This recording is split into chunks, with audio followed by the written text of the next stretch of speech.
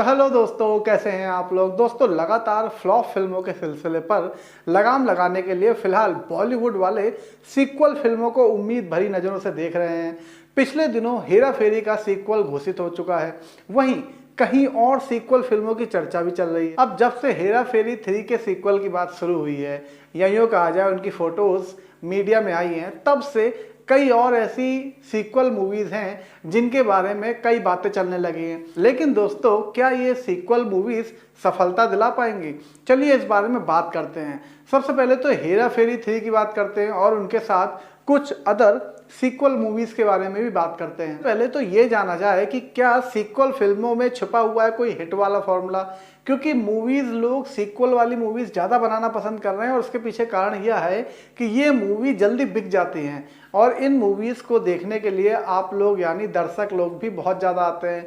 अब दोस्तों, कतार में सिर्फ हेरा फेरी नहीं है, कम से कम आधा दर्जन हिट फिल्मों के सीक्वल भी हैं। अगर पिछले साल की बात की जाए तो पिछले साल बॉलीवुड की एक से एक बड़ी मूवीज जो है वो धड़ाधड़ फ्लॉप हुई थी। और अगर इस साल की बात करी जाए तो इस साल सबसे पहले 25 जनवरी को आई थी पठान, जिसको दर्शकों ने बहुत ज़्यादा प्यार दिया और उसके बाद जो भी मूवीज आई वो सब धड़ाम से गिर गई। अब दोस्तों, बॉलीवुड वालों को समझ नहीं आ रहा है कि आखिर किस तरह की फिल्में बनाई जाएं जो दर्शकों को दोबारा से सिनेमा घरों में खींच लाएं। बीते साल भूल भुलैया 2 और दृश्यम 2 की जबरदस्त सफलता को देखते हुए फिलहाल फिल्म इंडस्ट्री वाले अपनी पुरानी सुपरहिट फिल्मों के सीक्वल घोषित कर रहे हैं। भूल भुलैया 2 और दृश्यम 2 के सीक्वल पहले ही घोषित हो चुके हैं। अब दोस्तों, दृश्यम 2 जो मूवी है वो बहुत ज़्यादा चली थी और ख़ास बात क्या थी कि वो धीरे धीरे करके अपनी एक ही लय पर चलती रही, यानी दर्शक आते रहे मूवी देखने के लिए। तो इससे क्या है कि बॉलीवुड वाले यानी जो फिल्म मेकर्स हैं या जो प्रोड्यूसर हैं, उनको ये चीज़ें समझ में आ रही है कि दर्शक लोग ऐसी मूवीज़ को पसंद करते हैं जिन मूवीज़ को वो पहले से जानते हैं। तो दोस्तों, यहीं पर से ही काफ़ी चीज़ें चल रही हैं। अब दोस्तों, पिछले दिनों काफ़ी विवादों के बाद फिल्म हेरा फेरी 3 का सीक्वल की भी घोषणा हो गई थी।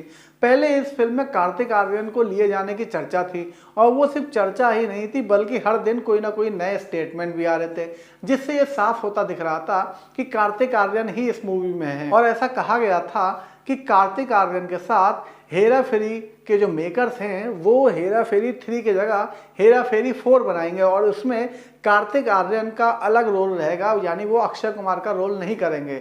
लेकिन अब दोस्तों, पिछले हफ्ते ही जब दिखाया गया, अक्षय कुमार, परेश रावल, सुनील शेट्टी ने मिलकर के एक फोटो क्लिक करवाई थी, जिससे ये साफ हो गया था कि अब मूवी शुरू हो चुकी है। फिर बाद में दोस्तों आखिरकार फिल्म के मेकर्स को सामने ही आना पड़ा और फिर उन्होंने फिल्म के ओरिजिनल कास्ट यानी अक्षय कुमार, सुनील शेट्टी और परेश रावल के साथ फिल्म की घोषणा कर दी।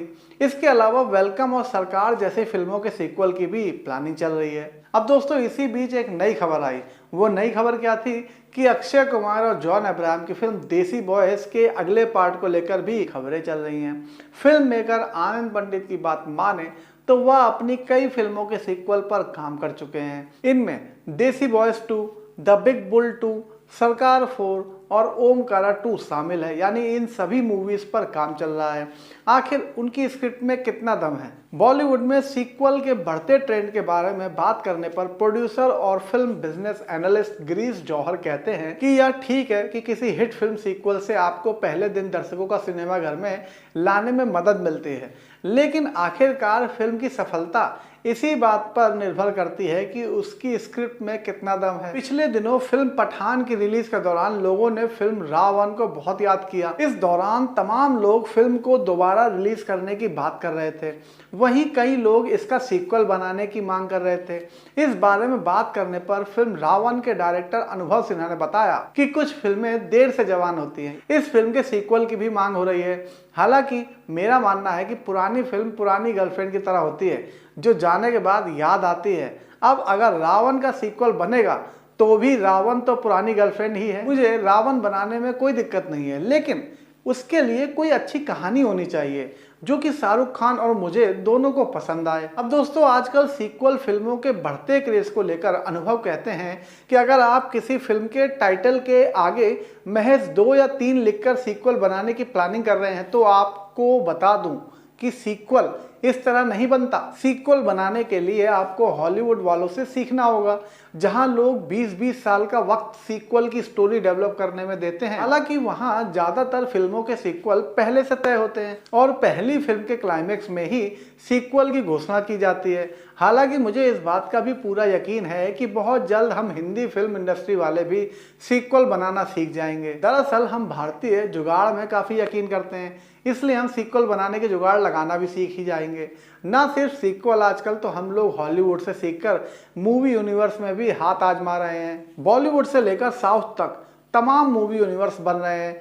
सीक्वल से फायदा तो मिलता है। जाने माने फिल्म निर्माता आनंद पंडित ने हाल ही में हिंदी समेत कई भाषाओं में डब होकर रिलीज हुई अपनी कन्नड़ फिल्म कब्जा का सीक्वल पहले ही घोषित कर दिया। सीक्वल के ट्रेंड के बारे में आनंद कहते हैं कि सीक्वल फिल्मों से दर्शकों में एक रिकॉल वैल्यू आ जाती है। दूसरा, दर्शकों को लगता है कि फिल्म अच्छी होगी। जैसे धमाल फिल्म के बाद टोटल धमाल या धमाल रिटर्न्स बनाएं तो लोगों को पता रहता है कि यह धमाल का सीक्वल है। अब दोस्तों, सीक्वल मूवी बनाने के बाद जब उनकी मार्केटिंग करनी होती है तो हमारे पास पहले से ही टूल होते हैं, साथ ही पहले हफ्ते के कलेक्शन में अच्छा रिजल्ट देखने को मिलता है। हालांकि यह ध्यान रखना होगा कि अगर आप सीक्वल को एक फिल्म के तौर पर बनाएंगे तो वह अच्छी बनेगी, लेकिन अगर उसे प्रोजेक्ट के तौर पर बनाएंगे तो वह फ्लॉप हो जाएगी। जैसे दृश्यम 2 को देख लीजिए, वह फिल्म चली जबकि उसमें ना गाने थे और ना ही एक्शन। इस हिसाब से हमें 80 या 90 के दशक के सिस्टम को फॉलो करना चाहिए, जब डायरेक्टर और प्रोड्यूसर को जुनून था कि ऐसी फिल्म बनानी है जिसे देखने लोग थिएटर्स में जाएंगे। तो दोस्तों, यहाँ से तो साफ दिख रहा है कि डायरेक्टर लोग जो हैं या प्रोड्यूसर लोग जो हैं, या यूँ कहा जाए एक शब्द में कि फिल्म के जो मेकर्स हैं वो चाहते हैं कि मूवी इस कदर शानदार बने कि जनता बार बार आए। लेकिन बात वही होती है कि अगर आप मूवी को एक मूवी की तरह बनाते हैं तो वो अच्छी बनेगी, लेकिन अगर आप उसे एक प्रोजेक्ट लेके बनाते हैं कि वो एक प्रोजेक्ट है जिसे हमें कंप्लीट करना है, तो हाँ कहीं दिक्कत हो सकती है। क्योंकि पहला पार्ट आप प्रोफेशनली बना सकते हैं, पर दूसरा पार्ट या तीसरा पार्ट बनाने के लिए आपको प्रोफेशनली नहीं बल्कि पर्सनली होना पड़ेगा, और जब पर्सनल होते हैं तभी काम अच्छे होते हैं। तो दोस्तों, ये था हमारा वीडियो। अगर आपको अच्छा लगा हो तो प्लीज़ लाइक जो करिएगा और सब्सक्राइब करे बिना मत जाइएगा। ओके दोस्तों, बाय।